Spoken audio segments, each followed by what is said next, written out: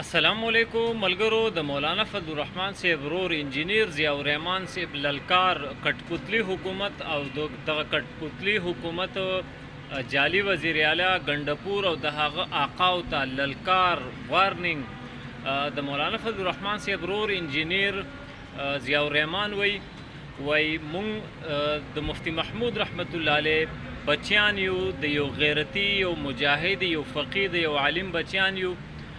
وی موږ هغه خلک نه یو د ګنداپور غوندې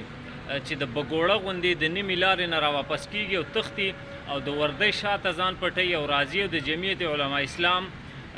د کارکونانو په کورونو باندې چاپې وی د وردۍ شاته مه پټېږه د غیرت او د جرت مظاهره وکړه لکه څنګه چې زه میدان ته راغلی یم ولاړ یم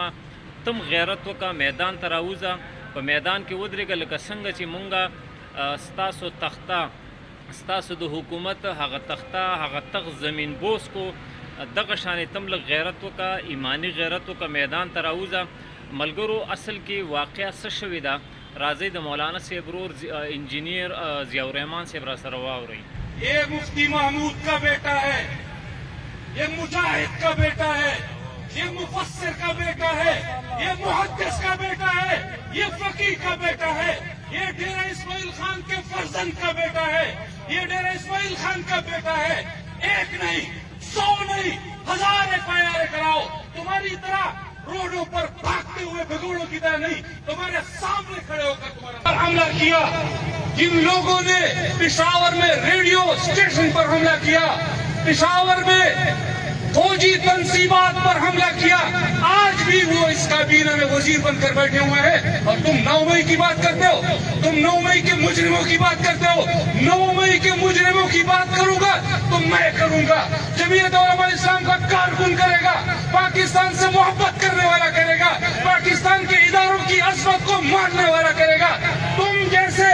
9 مئی کے مجرموں کو سروں پر بٹھانے والے کو 9 مئی پر بات کرنے کی کوئی اجازت نہیں ہے۔ نعرہ تکبیر مولانا ضیاء الرحمن صاحب، قائد جمعیت مولانا فضل الرحمن۔ میں آپ کو بتا دوں کہ جب الیکشن سے پہلے تم ان کے خلاف کارروائیاں کرتے تھے، ان کے کارکنوں کے خلاف کارروائیاں کرتے تھے، تو پھر اپنے گیسٹ ہاؤسز میں ان کو بٹھاتے تھے تاکہ ان کے ساتھ جب باہر کارروائیاں کریں گے تو لوگوں کی ہمدردیاں بڑھیں گی، لوگ ان کو ووٹ دیں گے، لوگ ووٹ کرنے کے لیے گھروں سے نکلیں گے۔ ہمیں سیاست مت سکھاؤ، سیاست ہمیں آبا و اجداد سے آتی ہے،